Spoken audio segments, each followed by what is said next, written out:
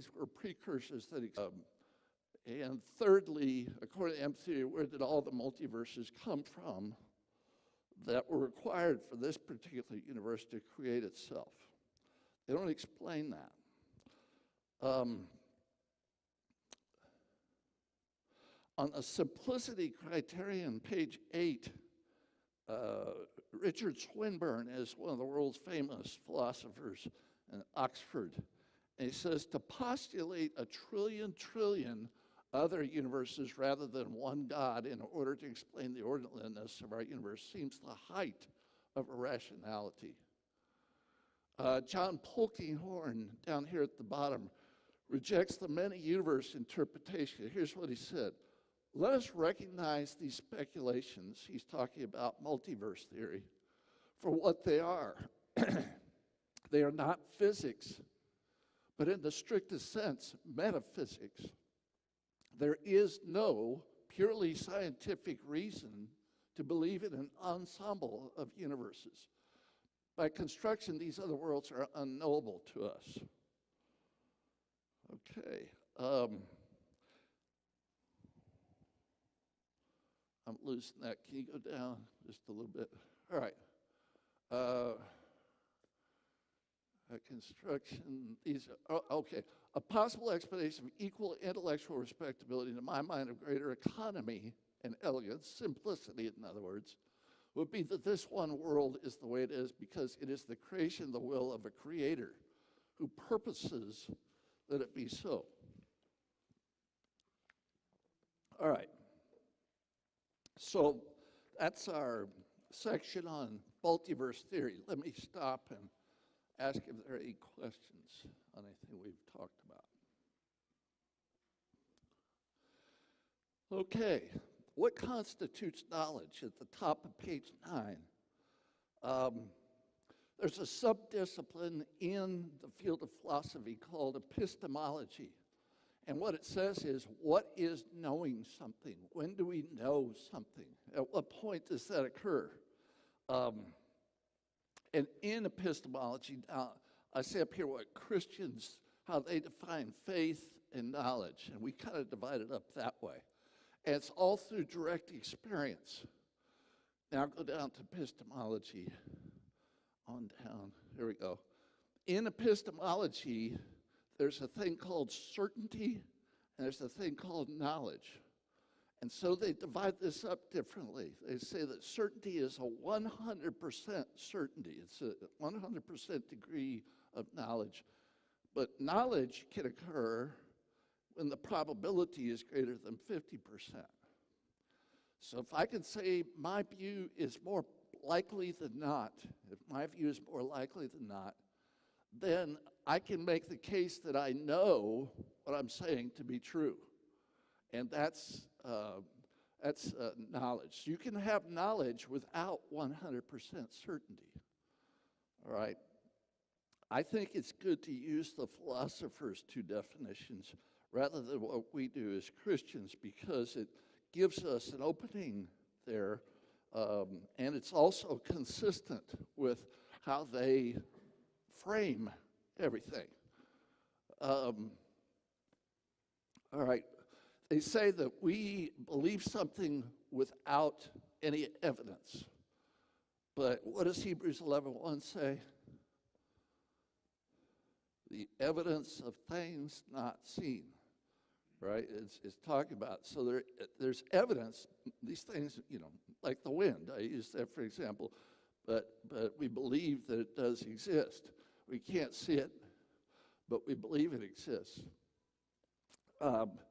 So it's not that faith is devoid of evidence. It's not that there is no evidence. It's that it's evidence-based faith is really what it is. Now, there's such a thing as a properly basic belief. This is a phrase the philosophers use, and it says, is it possible to know something through direct experience without ever examining any arguments, like the morality argument or the Kalam argument, and just drop all these arguments? Can I still know in a reasonable way and have a rational viewpoint that God exists without any of these arguments. Is that possible? Yeah. And philosophers agree. They say that's true. There's such a thing as a properly basic belief. So, for example, let's see. Paul's conversion on the road to Damascus resulted in Paul's properly basic belief that Christ was the Redeemer. It was based on direct experience. In like manner, knowledge of God's Holy Spirit that is grounded in direct experience or reason is a very real phenomenon. Now, do all philosophers say that? They don't say that. But I'm giving those as examples. Those are examples of their, what they call properly basic beliefs. I can be, well, let's just go on down here. So it's entirely possible for me not to know any of these arguments we're talking about and yet have sound reasons based on direct experience to conclude that God exists. So if you're ever talking to one of these guys, you say, it's a properly basic belief. It's based on direct experience. I have a direct experience with this. I know it to be true because I experienced it, and therefore it is true. And let's go on down. Okay, I can know, well, right there, knowing versus showing. Look at that second paragraph. I could be put on trial for a murder I never committed, yet every piece of evidence that is presented to a jury indicates I committed the crime. I personally know for a fact that I'm innocent, yet I'm unable to establish that fact for the jury. In this case, my innocence is a properly basic belief. Based on experience, it's entirely reasonable to insist that I'm innocent, even though I can't prove it. It's entirely possible to know that God exists based on direct experience, but not be able to show or demonstrate to others that there are sound reasons to believe in God. So there's this difference between knowing and showing, and the ability to do that. Now, something that your opponents in any debate are going to do to you, this isn't just atheism, but this is any time. When I'm talking to evangelicals, they do this to me all the time. I'll present an argument that makes a point, and then I'll present another argument that makes that same point, and they'll say, well, argument one failed. It doesn't convince me. It fell apart. It has no value. And argument two failed, and it doesn't convince me. Now, can you isolate arguments when they're making the same point? Let's say it's God exists. Let's say that's the overall point.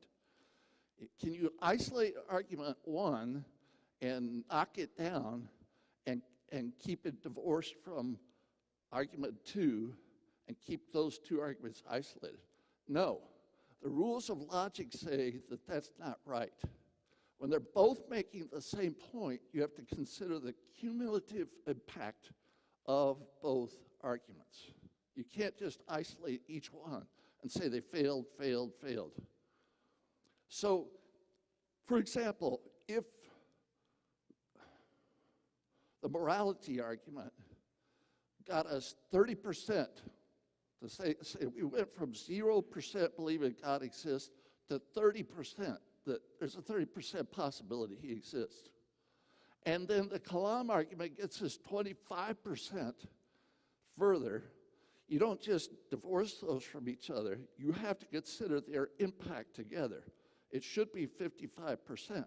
It should get us to more likely than not, greater than 50. Does everybody get that, what I'm talking about? So the cumulative impact has to be considered. You can't let people ever get each argument isolated like that. You have to consider the cumulative impact. Burden of proof. Burden of proof is what I talked about the first session. It's just got to be greater than 50.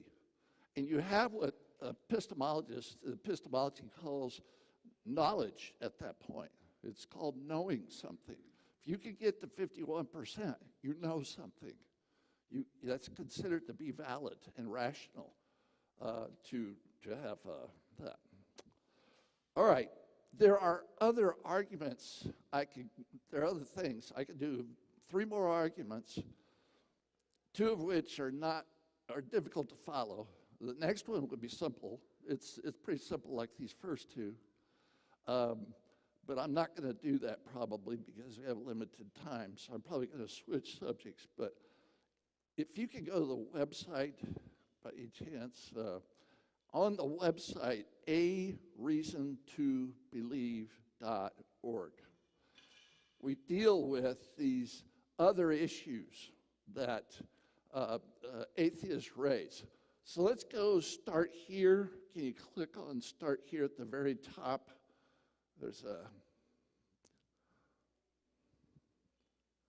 I don't know if it'll take you there.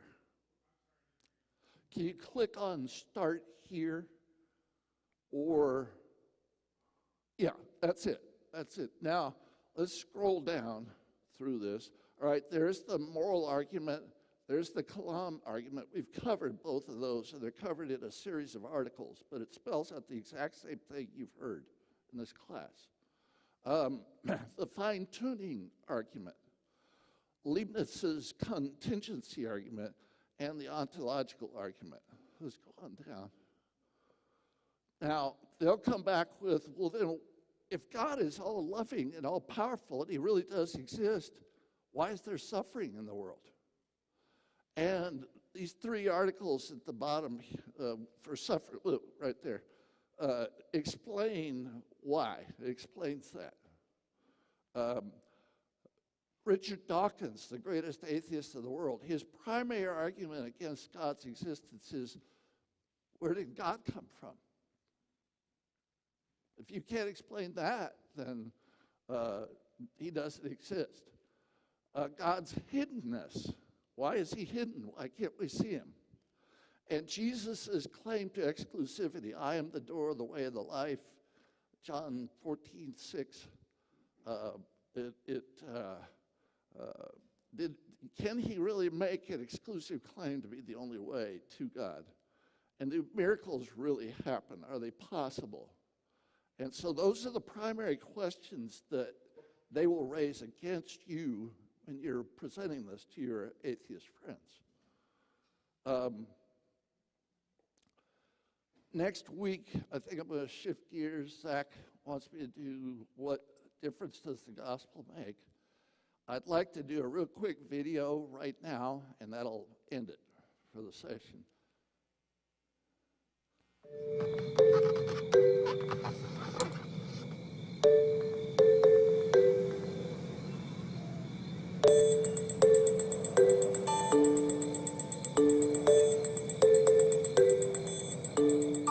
Does God exist? Or is the material universe all that is, or ever was, or ever will be? One approach to answering this question is the cosmological argument. It goes like this. Whatever begins to exist has a cause. The universe began to exist, therefore, the universe has a cause. Is the first premise true? Let's consider. Believing that something can pop into existence without a cause is more of a stretch than believing in magic. At least with magic, you've got a hat and a magician. And if something can come into being from nothing, then why don't we see this happening all the time?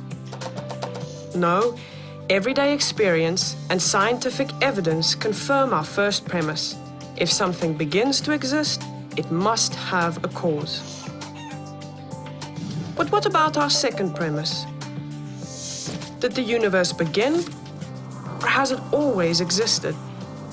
Atheists have typically said that the universe has been here forever. The universe is just there, and that's all. First, let's consider the second law of thermodynamics. It tells us the universe is slowly running out of usable energy, and that's the point.